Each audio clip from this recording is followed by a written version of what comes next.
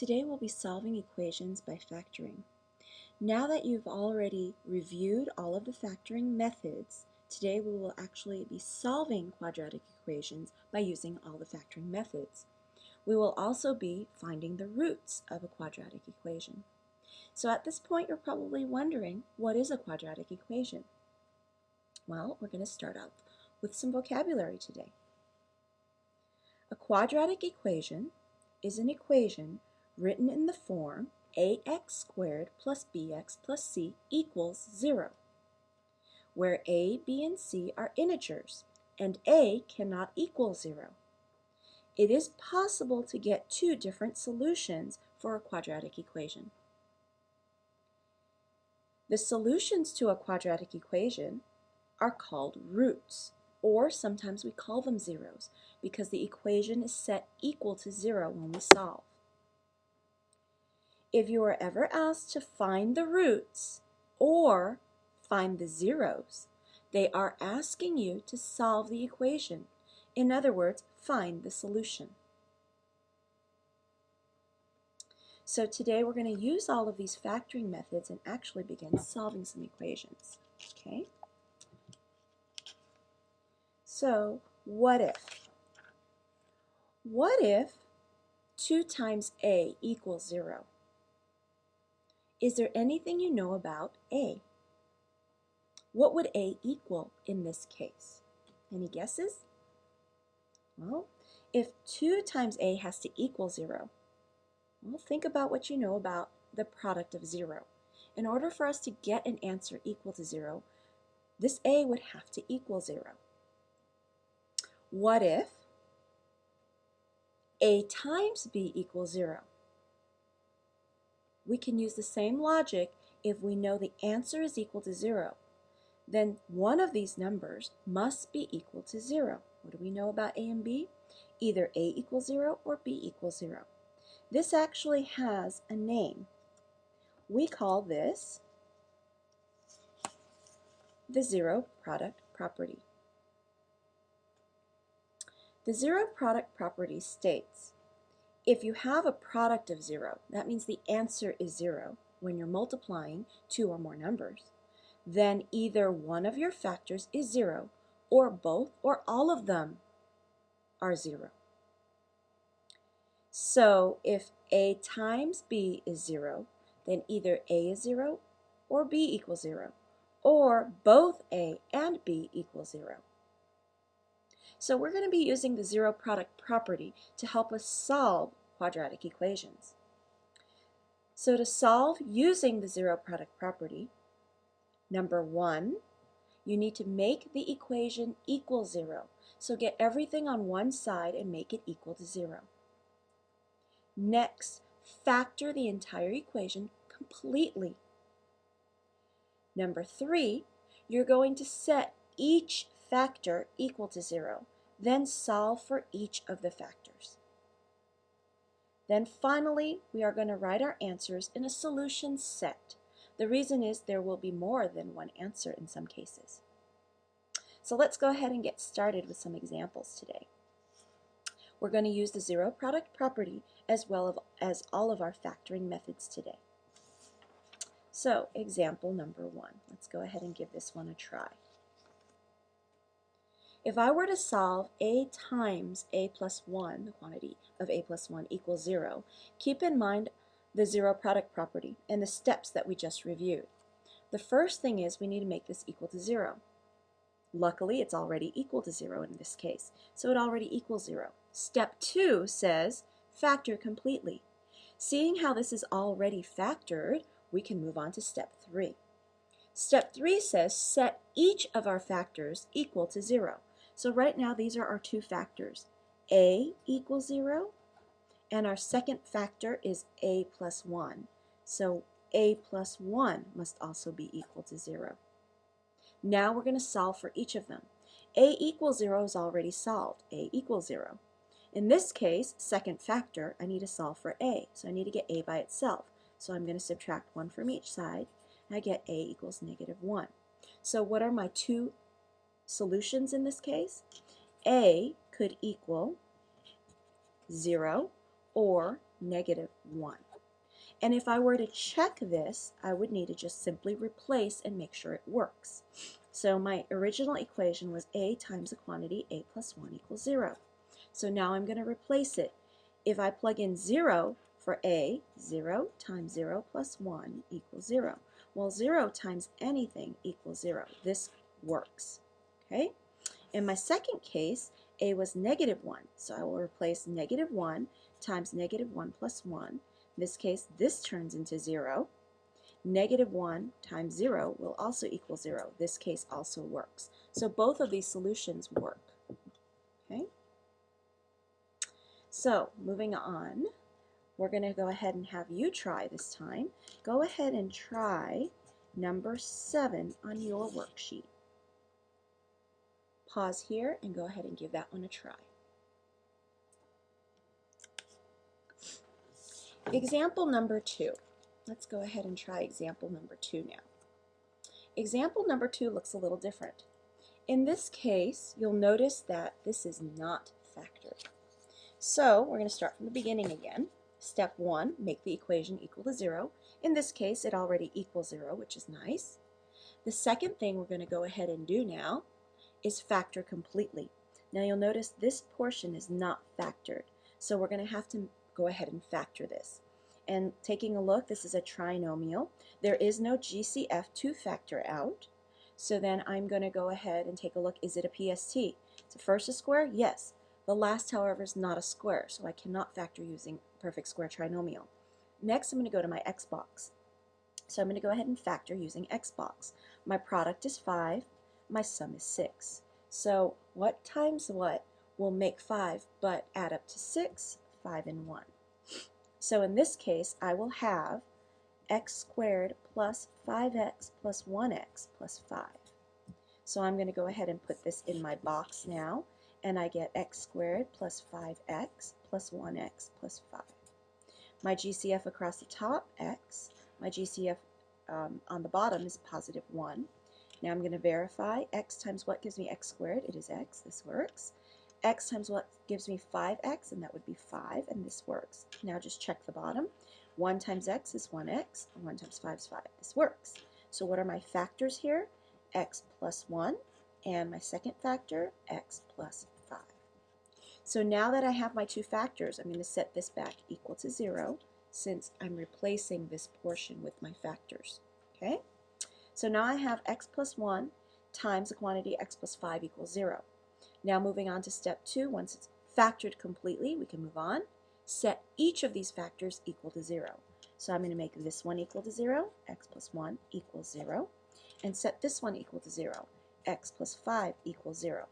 Once again, why can we do this? Because we know that something times something that gives us 0, one of these has to be 0, or both of them will have to equal 0.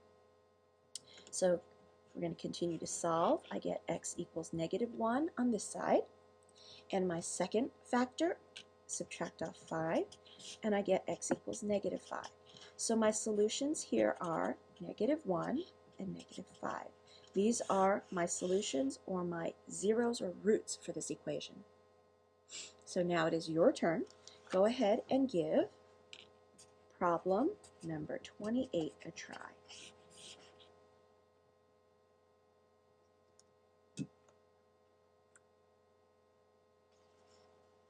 Moving on to example number 3. Okay, example number 3, we have another case. Now you might take a look at this and say, wait, this looks different from examples 1 and 2. And in fact it does. And that's why we chose this example. It does look different. If you take a look, step 1 says make the equation equal to 0. You'll notice this does not equal 0 right from the beginning. So, hint, the equation must equal 0. So we're going to go ahead and make it equal to 0. What that means is we'll need to take this and bring it to the other side. Since this is a negative 9, I'm going to go ahead and add 9 to both sides, which gives me 4x squared plus 12x plus 9 equals 0. Now you're probably noticing I can't add these together because they are not like terms. And yes, I'm keeping this in descending order because our next step will be to factor. So keeping it in descending order helps me to factor. So let's go ahead and factor. There is no GCF here that I can notice, so I cannot factor out a GCF. Next step would be, since this is a trinomial, I notice there are 3 pieces to this, I'm going to go ahead and check, is the first a square? And in fact it is. So is the last. Let me check and see if this is a PST. 2x squared. This would give me 3 squared. The middle turn's a positive, so this must be positive. Let me check the middle. 2x times 3 gives me 6x. And if I double this, will I get my 12? Indeed I do. So this happens to be a PST. This is 2x plus 3 quantity squared equals 0. Now, you'll notice that in this case, I actually have 2 of the same factors. So what we could do is we could write it out separately. 2x plus 3 times itself, 2x plus 3 equals 0. But if you notice, if I set each factor to 0, I should come up with the same answer since they're the same factors. So really, I only need to solve for one of them. So I get 2x plus 3 equals 0. I'm going to go ahead and solve this one. And this one minus 3. Get 2x equals negative 3, divide by 2. And I get x must equal negative 3 halves. Now you'll notice that we're actually going to solve this again the second time, and you'll notice it is the same. Okay, so here I have what we call a double root, which means I have the same answer twice. I have the answer negative 3 halves, and I have 2 of them. So I'm only going to answer it once since it's a double root. This is what we call a double root, since they have the same answer twice. Okay? And yes, this will happen whenever you have a PST, because a PST is a quantity squared, which means you'll have the same factor twice. So that's why the answer comes out to be the same twice. Okay? So now it's your turn. Go ahead and give the problem number. Let's go ahead and try number 39. Okay?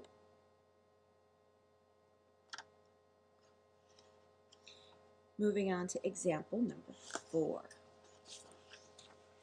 Okay, the more examples we do, the more cases you get to see in our notes today.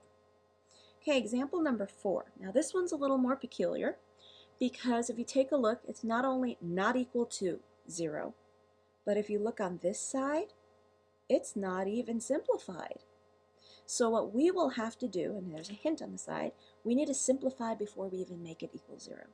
So on this one, I'm going to go ahead and multiply this out first and simplify this. Distribute the x, and I'll get 2x squared minus 5x equals 3.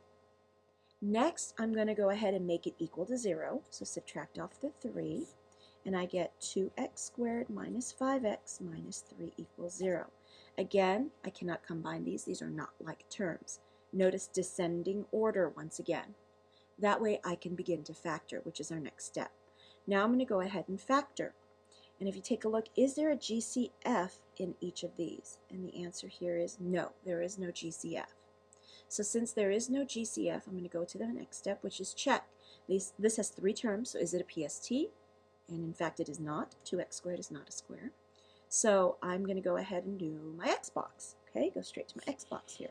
Okay, my product here is negative 6, and my sum is negative 5. So now I start thinking, what times what gives me negative 6 but adds up to negative 5?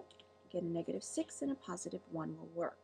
So then I have 2x squared minus 6x plus 1x minus 3 when I replace my negative 5x with these middle terms for my factors. Okay, so then I'm going to go ahead and complete the box. Now that I've done my x, now the box. 2x squared minus 6x plus 1x minus 3, and now I begin to factor my box. This happens to be a 2 and an x, and on the bottom I have a positive 1. Now let me check going vertically. 2x times what gives me 2x squared? It's 7x, and this is a check. 2x times what gives me negative 6x, and that would be a negative 3, check. Now verify the bottom. 1 times x is 1x, 1 times negative 3 is negative 3, and that would work. So my factors are 2x plus 1 times a quantity x minus 3 equals 0. Now that I have each of my factors, since I've factored it, now we're going to set each factor equal to 0. So 2x plus 1 equals 0, and then x minus 3 equals 0. So solve for each one. 2x equals negative 1. So in this case, I get x equals negative half. And over here, I'm going to add 3, and I get x equals 3. So my two solutions in this case would happen to be x equals negative 1/2 and a 3.